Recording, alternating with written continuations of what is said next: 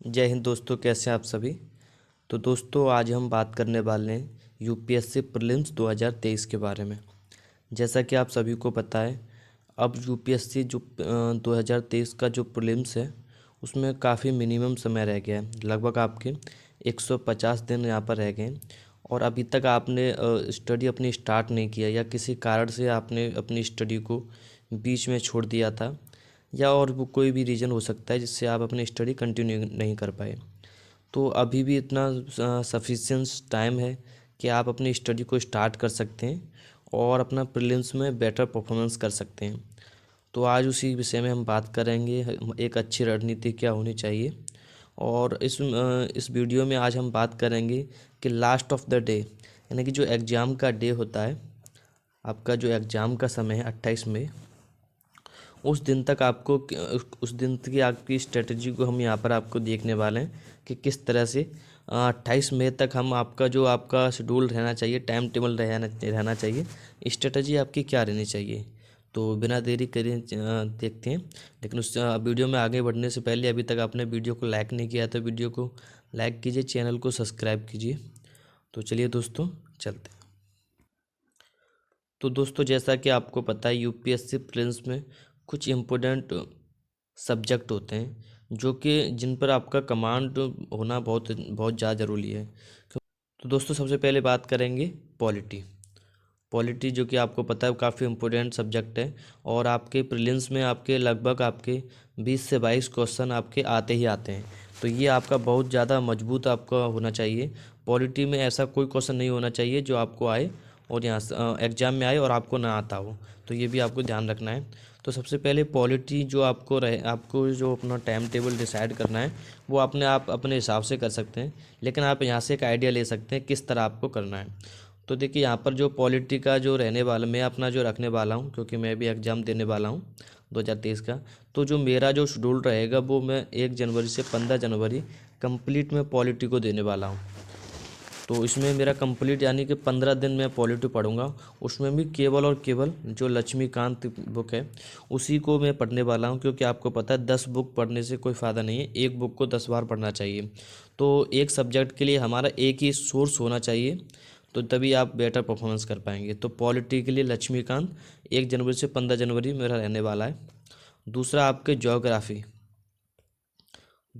Geography आता है, जो भी इम्पोर्टेंट सब्जेक्ट है। कुछ सालों में इसके नंबर ऑफ़ क्वेश्चंस कम हुए हैं, लेकिन आपको पता है यूपीएससी कभी भी किसी भी सब्जेक्ट से कितने भी क्वेश्चन पूछ सकता है।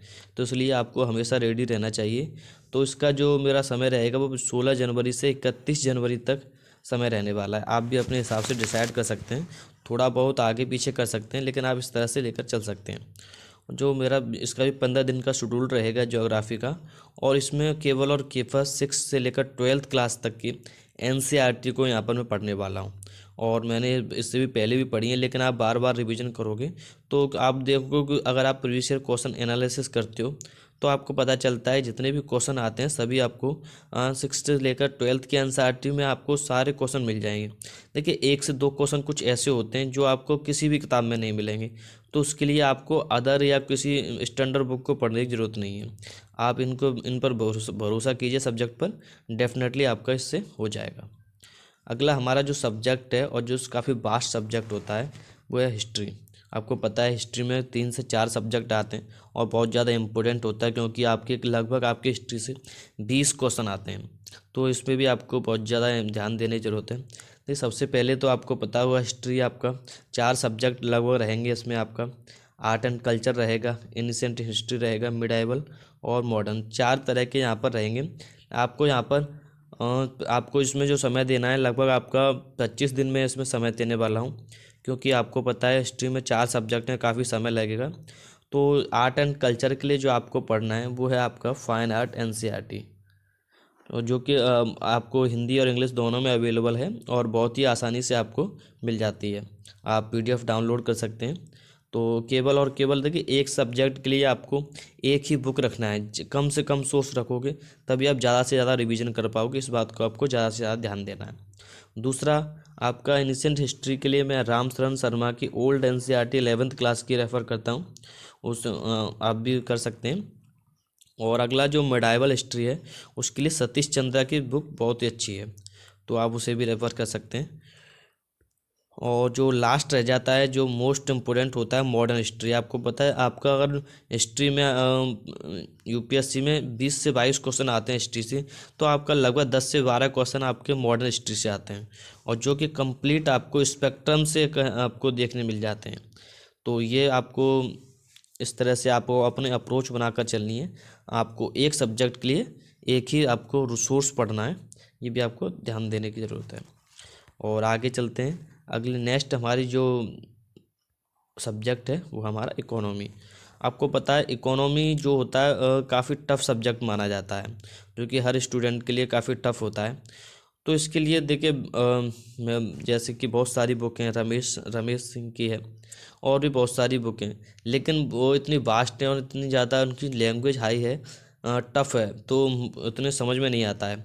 तो अगर आप अगर रमेश सिंह की इकोनॉमी बुक को पढ़ना चाहते हो तो आप उसे पढ़ सकते हैं। अगर आप उसे नहीं पढ़ना चाहते हो तो उसके जगह पर मैं आपको, अगर आप पढ़ना चाहते हैं तो दृष्टि इकोनॉमी की क्विक बुक आती है, आप उसे पढ़ सकते हैं। आपको जो भी टॉपिक हैं आप उससे क्लियर हो जाएंगे, और साथ ही साथ आपको जो भी इससे प्रीवियस ईयर को इम्पोर्टेंट क्वेश्चन की इनकी ये सीरीज और आती है, जिसमें आपको लगभग बहुत सारे क्वेश्चन इसमें आपको प्रैक्टिस कराए जाते हैं, तो आप उनको भी कर सकते हैं, जिससे आपका और मजबूत हो जाएगा। तो ये भी आपका, मैं जो इसका जो समय रहने वाला 26 फरवरी से 10 मार्च तक मैं इसको करने वाला हूँ। यानी कि हम अभी 10 मार्च तक आ चुके हैं। 10 मार्च तक हमने यहाँ पर टाइम टेबल डिसाइड कर लिया है। 10 मार्च के बाद जैसा कि आपको पता है, 10 मार्च के बाद हमने 2 से 3 सब्जेक्ट कवर भी कर लिए, तो एक आपको कुछ समय रेस्ट की ज़रूरत पड़ती है, क्योंकि आपका माइंड भी उतना इन्जॉय नहीं कर पा रहा है। और सबसे बड़ी बात देखिए, आपने 3 सब्जेक्ट कवर किए हैं, ऐसा ज़रूरी नहीं है कि आप सभी सब्जेक्ट समय पर ही आप कंप्लीट कर लें। आप 102 दिन आगे पीछे भी हो सकते हैं, तो इसके लिए आपको 5 डे का रेस्ट होना चाहिए, जिससे कि अगर आप सब्जेक्ट कंप्लीट नहीं कर पाते हैं तो उसे कंप्लीट भी कर सकते हैं। तो यहाँ पर मैंने 5 डे का यहाँ पर कंप्लीट रेस्ट रखा है, और जो भी अगर मेरे सब्जेक्ट कंप्लीट हो जाते हैं तो मैं पूरा 5 डे, यानी कि 2 से 3 दिन में रेस्ट करूँगा, और जो भी मैंने अगर सिलेबस कंप्लीट नहीं हुआ है तो उसे कंप्लीट करूँगा, और जो भी मेरी हॉबीज़ है मैं उन्हें यहाँ पर करता हूँ। तो इससे आप भी ऐसा कुछ कर सकते हैं। और उससे आगे, और साथ ही साथ आपको अगला जो सब्जेक्ट है हमारा, ecology and environment. Ecology environment ऐसा सब्जेक्ट है जो कि इतना इम्पोर्टेंट हो जाता है, क्योंकि अगर आप इसका मोस्ट ऑफ जो एरिया है वो आपका करंट अफेयर से कवर हो जाता है, लेकिन इसका अब अगर आपने प्रीवियस ईयर क्वेश्चन एनालिसिस करे होंगे तो आपको पता होगा कि इसके बहुत सारे क्वेश्चंस आपको थ्योरी से, यानी कि इसके जो भी इसका, अगर आपने इसका बेसिक नहीं पढ़ा है तो आप उसे कब सॉल्व नहीं कर पाओगे। तो आपको इसके लिए आपको यहाँ पर, अगर आप दृष्टि की बुक पढ़ते हो तो उसमें आपके जितने भी कॉन्सेप्ट हैं सभी क्लियर हो जाते हैं। तो आप, और हिंदी माध्यम के लिए बहुत अच्छी बुक है। अगर आप इंग्लिश मीडियम थे तो शंकर IAS आप ले सकते हैं, लेकिन हिंदी मीडियम से तो आप दृष्टि बुक आपके लिए बेस्ट ऑफ द सोर्स है। और यहाँ तक हम आ चुके हैं, 15 मार्च से 31 मार्च तक हमारा रहने वाला है। इसके बाद जो हमारा रिवीजन, क्योंकि हमने ऑलमोस्ट जो भी इम्पोर्टेंट सब्जेक्ट हैं वो सभी यहाँ तक हम कवर कर चुके होंगे 3 मंथ में। इसके बाद जो हमारा रहेगा वो रहेगा हमारा रिवीजन। तो रिवीजन हमारा कैसे रहने वाला है, जैसे कि सबसे पहले पॉलिटी रहेगा। पॉलिटी आपका 1 अप्रैल से 10 अप्रैल तक, यानी कि आप देखिए, अब आपको रिवीजन में ज़्यादा समय नहीं लगाना है, आपको ओनली आपको 10 डे पर सब्जेक्ट को देना है। तो इस हिसाब से आपको यहाँ पर आपका 1 अप्रैल से 10 अप्रैल तक आपका पॉलिटी हो गया, और आपका ज्योग्राफी आपका 11 से 20 अप्रैल तक आपका पॉलिटी हो गया। हिस्ट्री आपका 21 से 30 अप्रैल तक हिस्ट्री करना है आपको। इकोनॉमी आपको 1 मई से 10 मई तक इकोनॉमी, और इकोलॉजी एंड एनवायरनमेंट आपको 11 मई से 28 मई तक आपको इकोनॉमी करना है। और ये आपका हो गया। इसके बाद आपको, और देखिए सबसे ज़्यादा इम्पोर्टेंट क्या होता है, प्रीवियस ईयर क्वेश्चन एनालिसिस, क्योंकि आपको, जो कि आपका लास्ट वीक होता है। आपको पता है 28 मई का आपका एग्ज़ाम है, तो उससे पहले 21 मई से आप प्रीवियस ईयर क्वेश्चंस कंप्लीट, आपको प्रीवियस ईयर क्वेश्चन एनालिसिस करने हैं, क्योंकि इससे आपका जो माइंड है वो आपका एग्जाम, जो कि यूपीएससी के दृष्टि से सोचने लग जाएगा, तो आप उसको, जो भी क्वेश्चन है उन्हें टैकल करने में आपको आसानी होगी। तो आपको कंप्लीट, आपको लास्ट वीक में प्रीवियस ईयर क्वेश्चन ज़्यादा से ज़्यादा आपको करने हैं। और ये आपका 21 से 26 मई तक आपको complete previous year question solve करने हैं। इसके साथ आपको 27 मई को आपको कंप्लीट रेस्ट करना है और अपने माइंड को रिलैक्स करना है। ओके।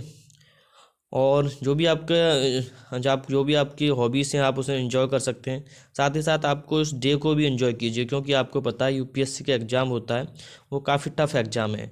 बहुत सारे बच्चे इतना अफोर्ड नहीं कर पाते हैं कि यूपीएससी की स्टडी कर सकें, लेकिन आपने इतना सोचा है, आप इतने बड़े एग्ज़ाम की तैयारी कर रहे हैं, तो आप अपने आप पर गर्व कीजिए और उस डे को एंजॉय कीजिए। और एंड लास्ट डे जो आपका 28 में है, वहाँ पर आपका एग्ज़ाम होगा, तो आप अपना जो भी आपने पढ़ा है बेस्ट परफॉर्मेंस करना है, आपको एग्ज़ाम देना है। और साथ ही साथ यहाँ पे कुछ सब्जेक्ट भी हैं जिन्हें भी डिस्कस कर लेते हैं, जैसे कि साइंस एंड टेक जो भी इम्पोर्टेंट टॉपिक होता है, लेकिन आपको इसके लिए कोई स्पेशल बुक पढ़ने की ज़रूरत नहीं है, ये आपका करंट अफेयर से ही कवर हो जाता है, तो उसके लिए आपको कुछ अलग पढ़ने की ज़रूरत नहीं है। और जो मोस्ट ऑफ इम्पोर्टेंट जो सब्जेक्ट है वो है कहीं ना कहीं आपका करंट अफेयर। इस जो भी स्ट्रेटजी आपकी बहुत ज़्यादा इंपॉर्टेंट हो जाती है, क्योंकि आपको पता है आपका कोई भी क्वेश्चन हो कहीं ना कहीं आपका करंट से रिलेटेड ही होता है, तो ये भी आपका बहुत ज़्यादा इंपॉर्टेंट है कि करंट अफेयर आपका कैसा है। तो इसके लिए देखिए, अगर रेगुलर आप न्यूज़ फॉलो करते हो, अखबार मैगजीन जो भी फॉलो करते हो, तो आपको कोई इशू नहीं आने वाला है।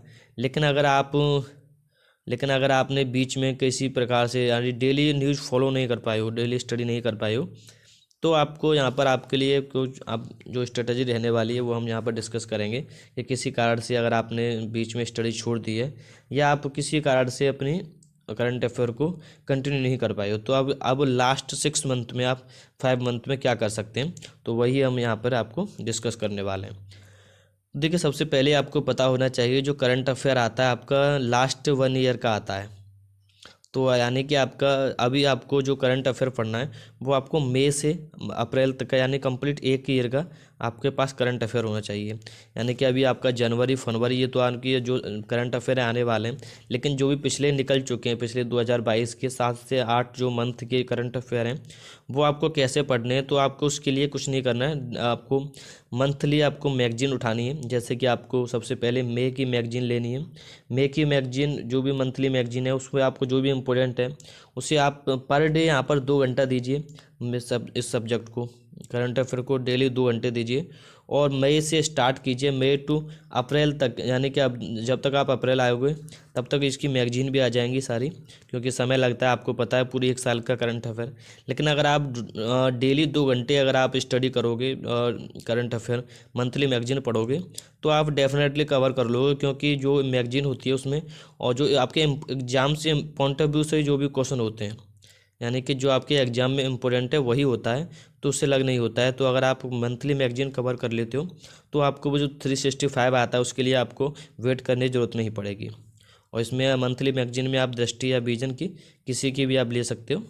मैं दृष्टि की मैं इस बार कवर कर रहा हूँ। पिछली बार मैंने विजन का किया था, लेकिन मुझे इतना इफेक्टिव नहीं लगा था, इसलिए मैं दृष्टि की कर रहा हूँ, और जो भी मुझे लगता है काफ़ी बेस्ट सोर्स है। और end of the video, best of luck. आपने जो भी अपनी स्ट्रेटजी बनाई है, आई होप आपको हमारी वीडियो से काफ़ी जितना भी हेल्प हुआ हो। और अगर आपको हमारी वीडियो से थोड़ा भी हेल्प हुआ है तो हमारे चैनल को सब्सक्राइब कीजिए, लाइक कीजिए वीडियो को, और अपने दोस्तों को शेयर कीजिए। तो मिलते हैं अगली वीडियो में, तब तक के लिए जय हिंद।